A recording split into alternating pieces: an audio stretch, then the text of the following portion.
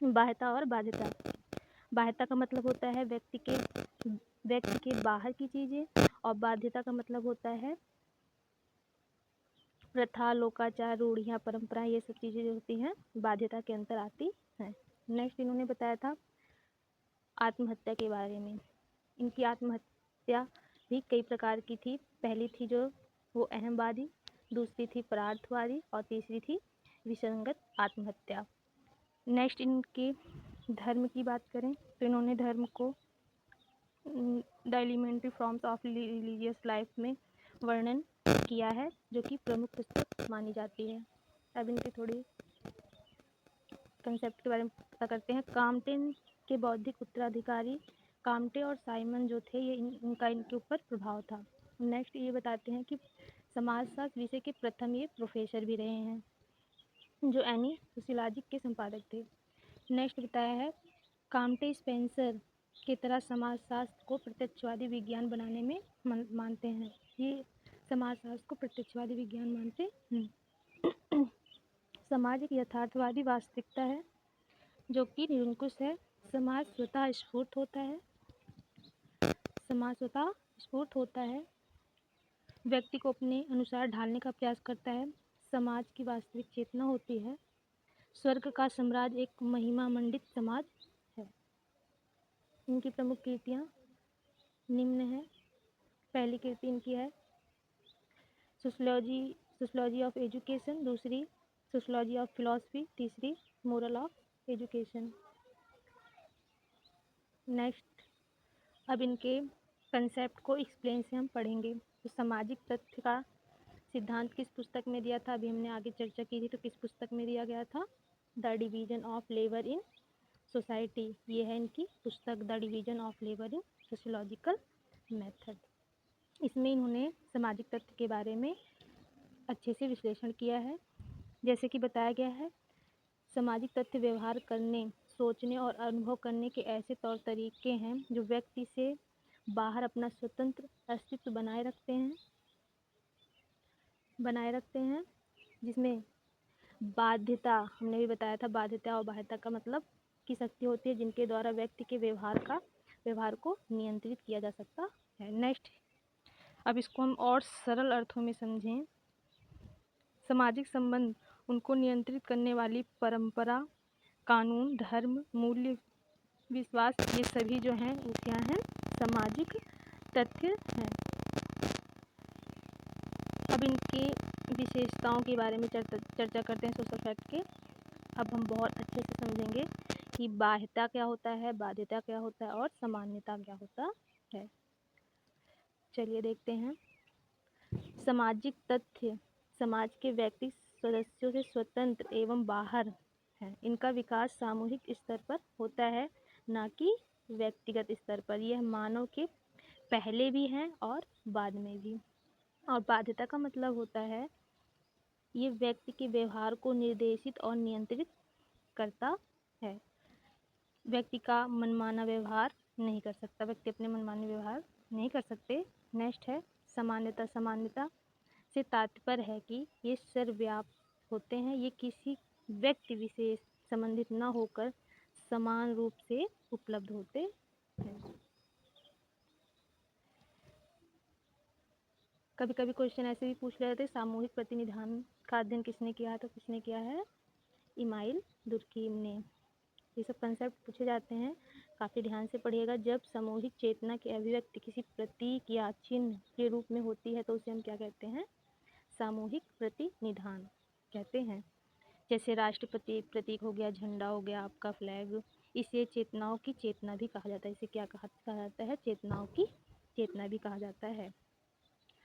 सामाजिक तथ्य के दो प्रकार बताए, एक बताया था सामाजिक तथ्य और दूसरा रोगात्मक या वैध तथ्य। समान रूप से विद्यमान है और ये असमान रूप से विद्यमान है। जैसे अपराध के तीव्र वृद्धि। नोट, सामाजिक तथ्य के अध्ययन के पूर्व धारणाओं को व्यक्तिगत मनोवृत्ति को पृथक रखना चाहिए। अब हम इनके समाज में श्रम विभाजन की बात करते हैं। जो कि श्रम विभाजन का सिद्धांत किस पुस्तक में देते हैं, तो the division of labour in society, जो कि कब प्रकाशित की गई थी, 1893 में। ये सभी सन याद कर लीजिएगा।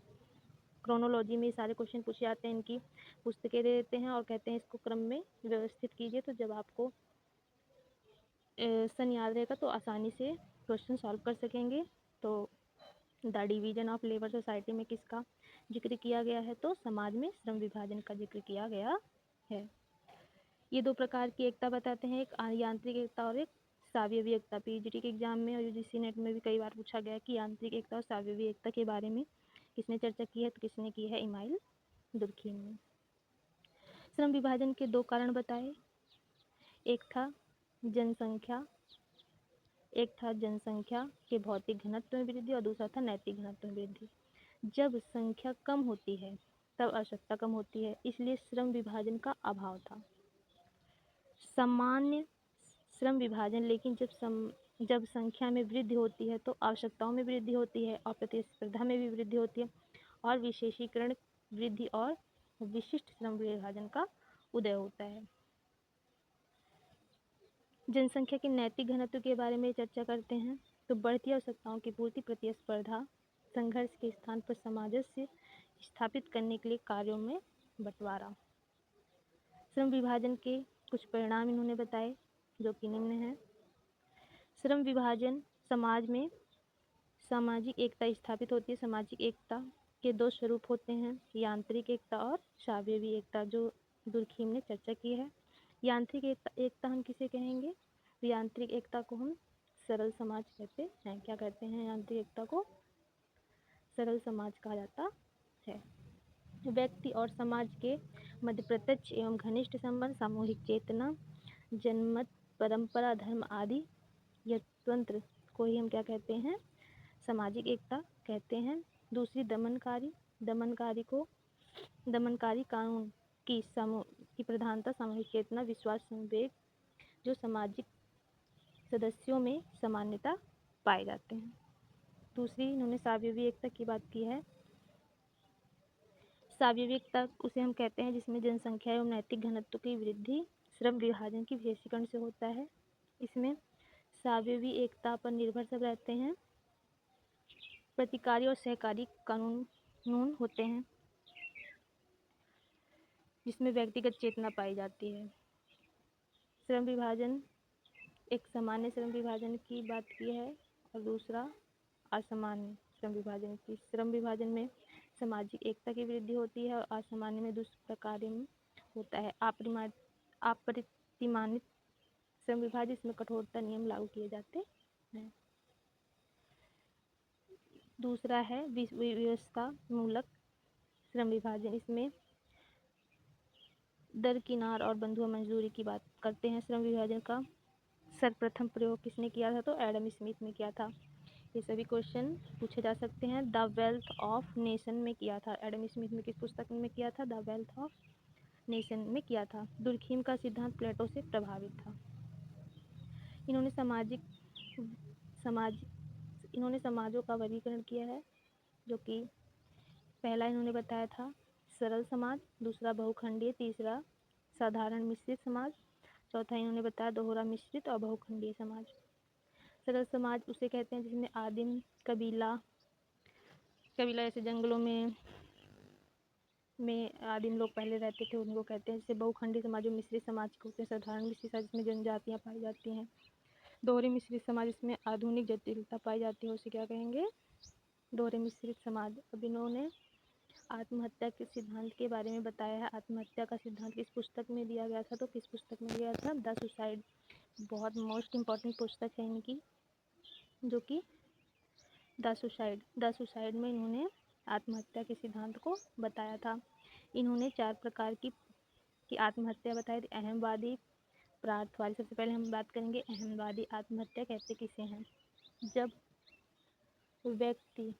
जब व्यक्ति अपने समूह से घनिष्ठ संबंध नहीं रखता, अपने व्यक्तिगत स्वार्थ को सर्वोपरि समझता है, अपने आप को समाज से अलग थलग महसूस करता है और वह सोचता है कि समाज उसकी आवश्यकताओं की पूर्ति नहीं कर सकता, तब इसे हम क्या कहते हैं, अहमवादी आत्महत्या कहते हैं।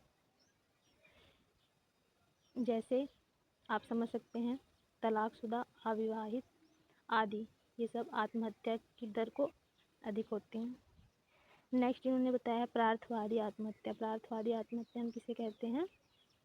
जब व्यक्ति समाज या समूह के साथ अत्यधिक घुल मिल जाता है, स्वयं को समाज समझने लगता है, सामाजिक हित व्यक्तिगत हित बन जाता है, तब समाज की विपत्ति आने जाने से देने को तैयार हो जाता है।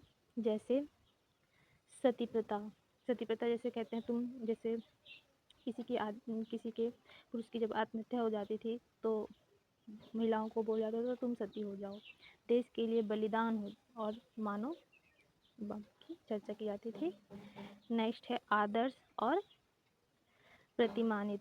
जब सामाजिक मूल्य गिर जाते हैं, कानून का राज समाप्त हो जाता है, मानव शून्यता की स्थिति आती है, जैसे अकाल हो जाना, प्राकृतिक आपदा जैसे दहेज आदि, ये सब एनोमी में आएंगे। नेक्स्ट है भाग्यवादी। भाग्यवादी आत्महत्या हम उसे कहेंगे जैसे अत्यधिक कठोर आदर्शवादिता, अत्यधिक निःसंता अत्याचारों को हम क्या कहेंगे?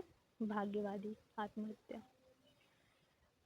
नेक्स्ट है हमारी आत्महत्या की तरह, जैसे आत्महत्या लोग किस लिए कर लेते हैं? कभी कभी क्या होता है, अशिक्षित की तुलना में शिक्षित लोग ज़्यादा हत्या करते हैं, ऐसा दुर्खिम का कहना है।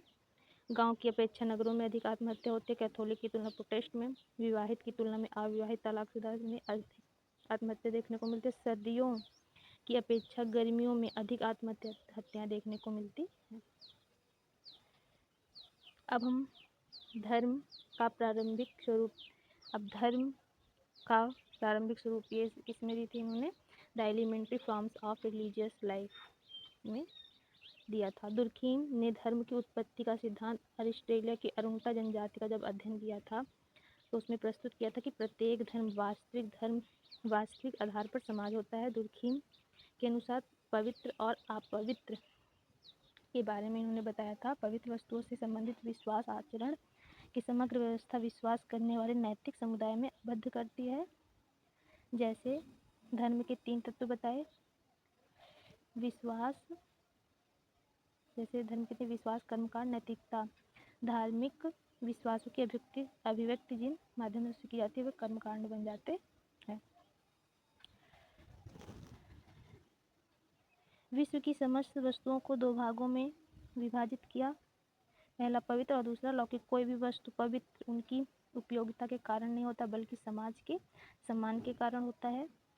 और दूसरा बताया, इन पवित्र वस्तुओं को टोटम या गढ़ चिन्ह का कहा जाता है। टोटम जैसे हम किसी चीज़ को टोटम मान ले, जैसे ओम हो गया हमारा, और जिसको मतलब हम चिन्ह मान लें वही क्या है? टोटम है। और टोटमवाद की को ही प्रारंभिक स्वरूप बताया। टोटमवाद का सर्वप्रथम प्रयोग किसने किया था? तो लॉन्ग ने किया था। ये सभी क्वेश्चन काफ़ी इंपॉर्टेंट है, एग्जाम में पूछे आ सकते हैं कि टोटमवाद का सर्वप्रथम प्रयोग किसने किया था? तो लॉन्ग ने किया था।